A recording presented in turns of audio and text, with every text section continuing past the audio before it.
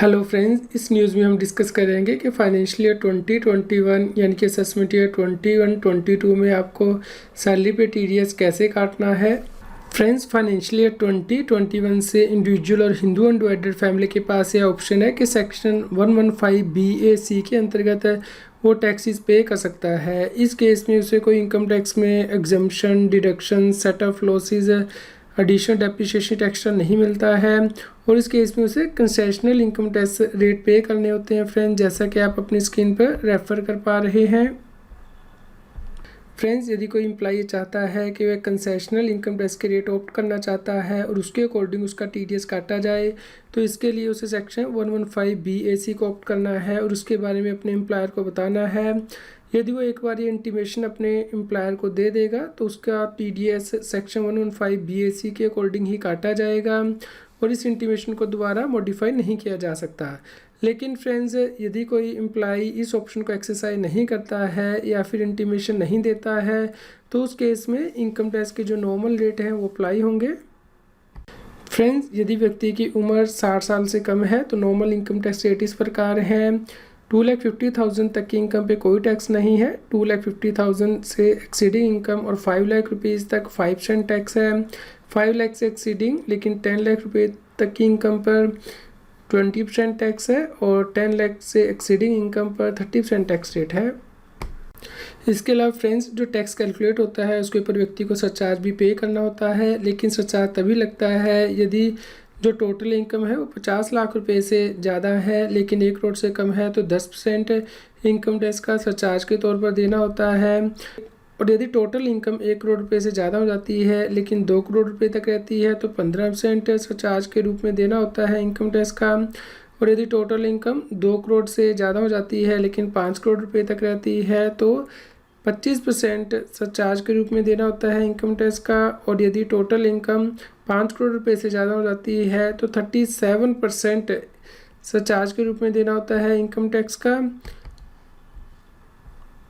इसके अलावा friends, health and education cess भी पे करना होता है जो कि 4% होता है। इनकम टैक्स और सरचार्ज को ऐड करके उसके बाद ही कैलकुलेट किया जाता है। इसके अलावा फ्रेंड्स, आपको ये भी ध्यान रखना है कि यदि व्यक्ति की टोटल इनकम 5 लाख रुपए तक रहती है तो उसे 87A के अंतर्गत रिबेट मिलता है जो कि एक्चुअल टैक्स अमाउंट जो उसका आया है या फिर 12,500, इन दोनों में से जो भी फिगर कम हो उसके इक्विवेलेंट क्लेम किया जा सकता है। लेकिन फ्रेंड्स, यदि इनकम 1 रुपया भी ज़्यादा हो जाती है तो उस केस में पूरी रिबेट ख़त्म हो जाती है, यानी कि 5 लाख 1 रुपया भी यदि इनकम हो जाती है तो कोई रिबेट नहीं मिलती। चलिए फ्रेंड्स, सैलरी कैलकुलेट करते हैं और उस पर इनकम टैक्स कैलकुलेट करते हैं। फाइनेंशियल ईयर 2021 यानी कि असेसमेंट ईयर 21-22 के केस में फ्रेंड्स, यहाँ पे मान लीजिए 5 केस दिए गए हैं। पहले केस में जो टोटल इनकम है सैलरी से, ग्रोस सैलरी इनकम 2,50,000 है और व्यक्ति के द्वारा जीपीएफ में कंट्रीब्यूशन किया गया है, जो उम्र है वो 60 साल से कम है। इसी प्रकार second, third, fourth and fifth case दिए गए हैं और जो जीपीएफ में कंट्रीब्यूशन दिया गया है। फ्रेंड्स, इसके बेसिस पे आपको टैक्सेबल इनकम निकालनी है और टैक्स कैलकुलेट करना है और कितना टीडीएस कटेगा ये निकालना है। फ्रेंड्स, यहाँ पे हम एजम्पशन लेंगे कि व्यक्ति के द्वारा सेक्शन 115BAC की जो स्कीम है वो ऑप्ट नहीं की गई है और दूसरा एम्प्लॉई के द्वारा पैन या फिर आधार कार्ड नंबर अपने एम्प्लॉयर को दे दिया गया है, क्योंकि यदि वो अपना पैन नंबर, आधार कार्ड नहीं देता है तो हायर रेट से टीडीएस कटता है।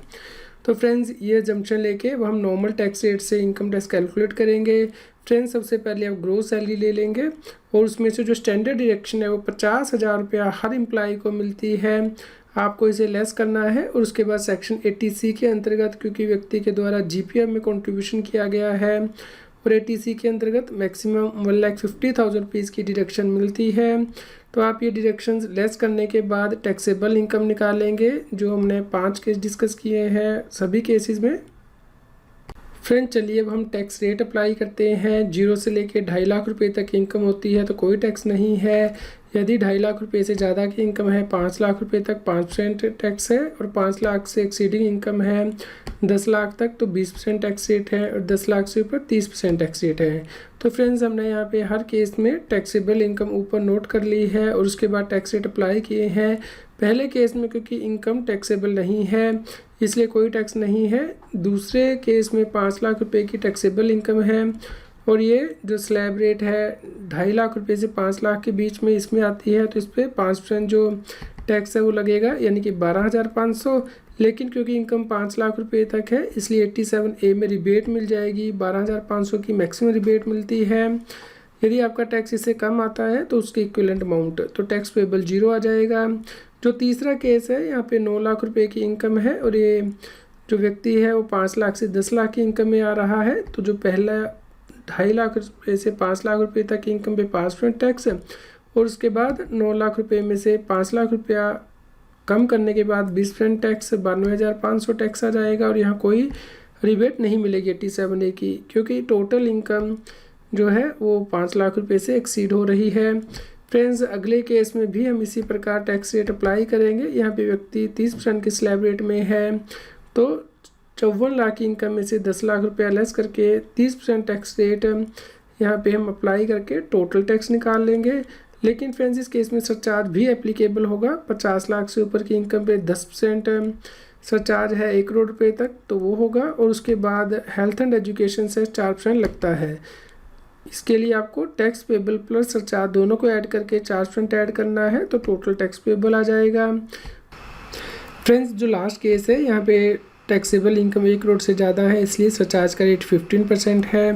तो फ्रेंड्स, यहाँ पे आपका टोटल टैक्स पेबल आ जाएगा। उसके बाद आपको इसे 12 से डिवाइड करना है और ये मंथली TDS इतना आपको डिडक्ट करना है सैलरी में से।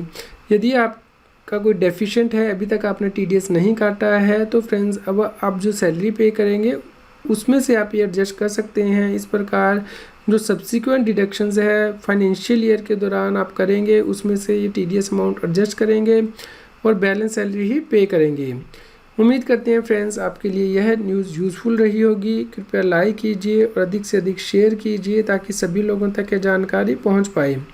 फ्रेंड्स, यदि आप चाहते हैं कि हम सेक्शन 115 BAC यदि कोई टैक्स पेयर ऑप्ट करता है उस पर कैसे टैक्स कैलकुलेट करना है और TDS निकालना है, इस पे भी वीडियो बनाएं, तो आप हमें कमेंट करके ज़रूर बताएं।